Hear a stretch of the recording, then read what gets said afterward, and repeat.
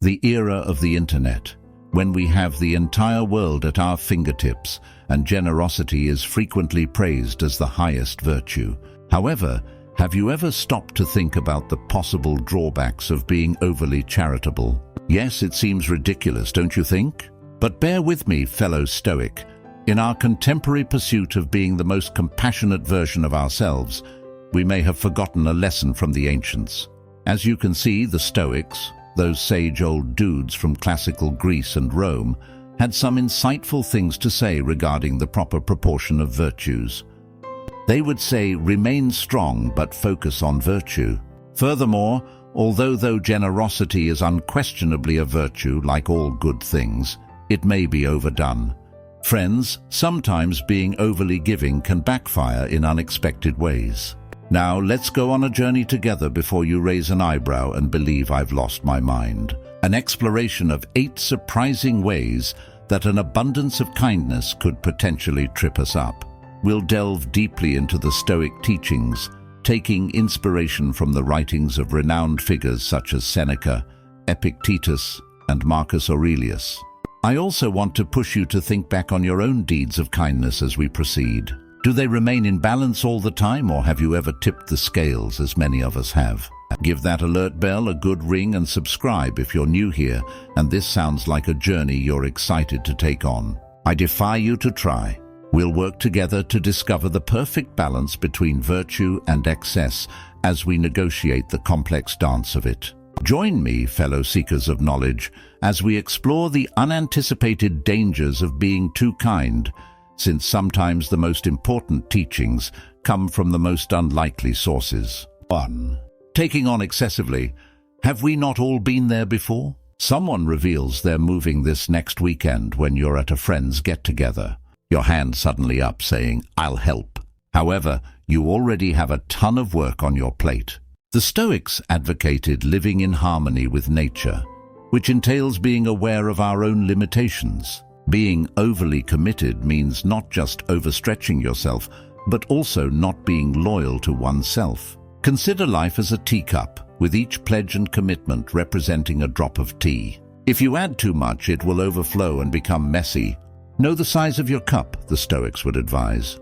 It's important to initially practice self-kindness rather than being cruel to others. While I'm not advocating against helping your friend relocate, you may offer to assist with packing a few boxes rather than committing to the entire task. Little acts of kindness are frequently the most meaningful and easier to carry out. Recall the day you agreed to assist at the school fair, go to your grandmother's birthday party and see her. You were most likely worn out, agitated, and not really participating in any of the activities at the end. That's the cost of being overly dedicated. Thus, the next time, think before you speak. Consider your own abilities. It's reasonable, it's not selfish. 2. Constantly attempting to provide joy to all. The age-old need to win everyone over. It's a pitfall that many of us encounter. You agree with viewpoints that differ from your own, laugh at jokes that don't make sense, and say yes when you really want to say no. But here's the thing. Stoicism tells us that there's no point in trying to control other people's opinions. Although pleasing other people may appear to be a noble gesture, it frequently serves as a cover for our own fears. To be honest, it is somewhat tiring. You're attempting to be someone you're not and juggling masks all the time. And for what purpose? Temporary authorization. I used to know this guy named Tim who was a really nice guy, but he would go above and above to win someone over. He received a shirt from a buddy that he didn't particularly like, so he wore it one day. In an attempt to avoid upsetting his friend, he felt uneasy the entire day. The worst part is that his pal was completely unaware of it. Authenticity was valued by the Stoics. The proper individuals will find you if you are genuine to yourself. Who among them doesn't? You know, you can't win over everyone. 3. Believing you can influence others. You can lead a horse to water, but you can't make it drink, goes the proverb. This is also true of Stoicism. Only our responses to other people are within our control. Still, a lot of us attempt to fix others with our huge, compassionate hearts. Despite our best efforts, our love, counsel, and kindness frequently fall short of changing someone. Consider your friend who consistently chooses the incorrect partners. Even after you've paired them up with someone wonderful, offered guidance, and listened to their heartbreaks, they continue to repeat the same mistakes. Isn't that frustrating? The truth is, though, that each person is traveling a unique path. Although lending a helping hand is considerate, we are unable to walk their route for them. Stoics held that we should concentrate on our own deeds and let go of the desire to exert influence over external events. It's difficult, particularly if you have strong feelings. However, there are instances when letting individuals make their own decisions, even if they are incorrect, is the most compassionate thing you can do. 4. Allowing people to exploit you. Although kindness is a lovely thing, too much of it may be destructive, just like other good things. Those who consistently show kindness, are readily available, and are always agreeable may begin to take us for granted. Even while it's not usually deliberate, it does occur. Do you recall Lucy from work? She used to often bring in handmade sweets. Everyone was appreciative at first, but eventually people started to expect it. There were mutters of dissatisfaction the day she brought nothing. Lucy felt insulted and undervalued. We learn about the transience of things from the Stoics. Just as we shouldn't grow overly dependent on outside benefits, we also shouldn't grow too used to receiving generosity from other people all the time. Conversely, if we're the ones who contribute all the time, we should make sure we're not being taken advantage of. It truly is a matter of balance. Be nice, but establish limits as well. Tell individuals that although you are being kind to them, it is not required of you. 5. Neglecting your own needs. We frequently neglect ourselves in our effort to be kind to others. We prioritize the needs of others over our own because we believe it to be a noble deed. However, Stoicism serves as a reminder of the value of self-care. How can we help others if we don't take care of ourselves? If you were a car, how would you be able to move about if you didn't refuel? You will find yourself stranded on the side of the road. Putting other people's needs ahead of your own is similar in that it will eventually wear you out. I've witnessed it with my friend Alex. Till the day he suddenly lost it, he would always put everyone else before himself. He felt depleted, worn out, and unappreciated. It lacked beauty. Thus, give yourself some time. It's necessary, not self-serving. The Stoics were aware of the value of introspection and self-care. A clean soul is, after all, better suited to face the problems of this life. Your perseverance in getting this far into the video demonstrates your dedication to improving yourself. The latter 3 insights are much more important, so stick with me through to the end. I'll see you after we're done. 6. Refraining from conflict at all costs. Conflict is disliked by all. It's awkward, painful, and just plain uncomfortable. So we tend to avoid it in our attempts to be kind. We swallow our emotions, keep our opinions to ourselves, and let things slip.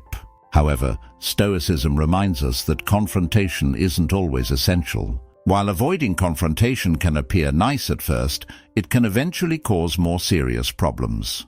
Little irritations have the potential to grow into bitterness, and spoken emotions can result in miscommunication. That episode where your roommate would constantly leave filthy dishes lying around.